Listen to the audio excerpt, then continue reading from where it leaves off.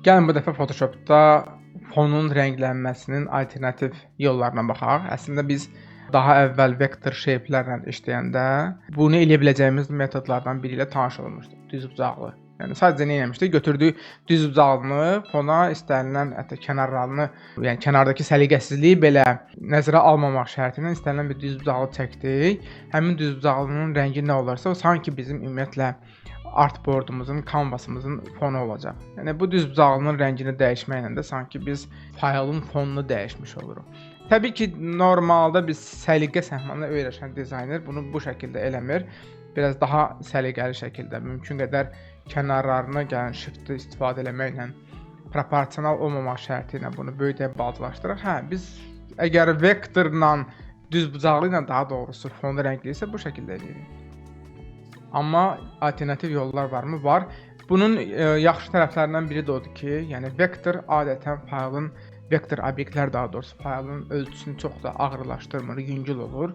Rəngini dəyişməyə rahatdır. Yəni burada yox, adın üzərində yox. Sırf bu thumbnail-ın üzərində 2 dəfə tıklamaqla biz color pickeri açırıq və istədiyimiz rəngi təyin edirik. Hətta real zamanda görürsünüz buradakı dəyişikliklər fona da öz təsirini göstərir. Fona yox, daha doğrusu fonda olan bu düzbucaqlıya.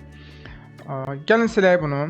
Zibil qabının ikonkasına basıb yes deyirik. Bizim bu düzbucaqlı shape-imiz gedir. Sürətli rəngləmə qaydalarından biri də sol tərəfdə alətlər panelinin aşağısında olan bu foreground, background, ön plan və arxa plan rəngləri iləndir. Gəlin tutaq ki də biz 2 dənə rəng seçək, 2 dənə alternativ rəngimiz olsun. Biri olsun belə solğun bir mavi rəng, digəri də olsun, nə rəng olsun, elə solğun çirkli biraz narıncı rəng.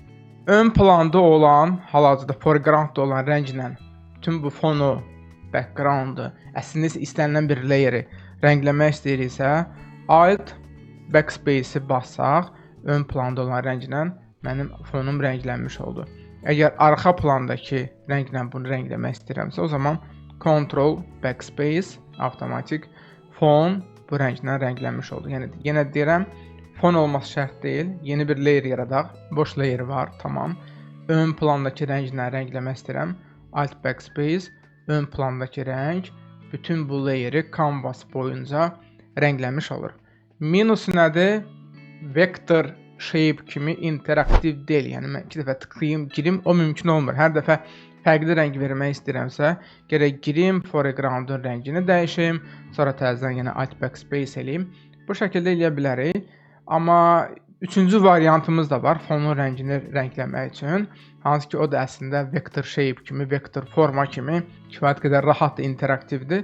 O da layers pəncərəsində aşağıda bizim adjustment layer funksiyamız var, knopkamız var, buttonumuz var. Onu tıklayandan sonra belə bir siyahı açılır.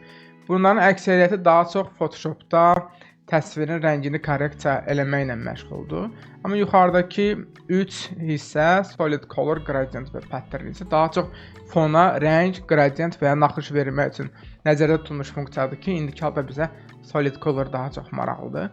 Solid coloru bastığımız anda belə bir solid color rəng seçimi pəncərəsi açılır. Bizə artıq tanışdır bu rəng. Yenə də istədiyimiz bir rəngi verək. Təbii ki, rəng olmasın. Və OK-yə basdıqdan sonra isə sanki elə vektor shape-i xatırladan belə bir görüntü alınır.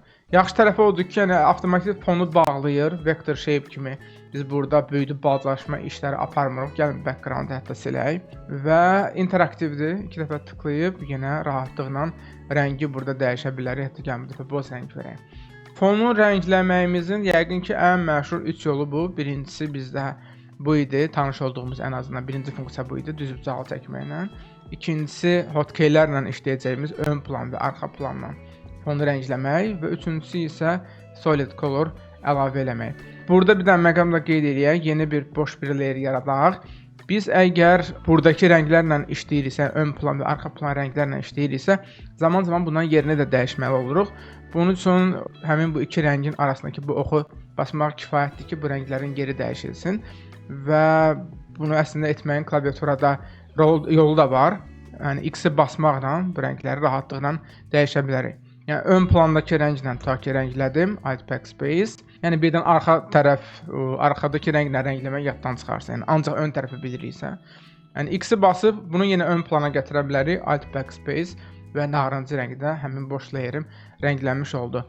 Rəngli foreground və background rəngi istəmirəmsə, yəni ki, Photoshop'un bizə verdiyi cari default ağ-qara rəng istəyirəmsə, o zaman klaviaturada D hərfini defaultun D-sına yata saxlaya bilərik. Basmaq kifayətdir ki, ya da bu ikonkanı basmaq kifayətdir ki, rənglər qara və ağla əvəzlənsin. Bu şəkildə boş bir layer yaradın, boş bir daha doğrusu fayl yaradın. Hətta o faylda bir neçə boş layer yaradın, bir bəs eləyər yəqin ki. Həmin o layeri rəngləməyə çalışın və ya layer yaratmasanız belə fonu 3 fərqli formada rəngləməyə çalışın. Bir düzbucaqlı ilə, 2 birbaşa hotkeylərlə, foreground və background rənglərlə, üçüncüsü isə bizim bu korreksiya, rəng korreksiyaları bölməsindəki ilk funksiyamız olan solid color-la gələn dərsdə görüşənədək.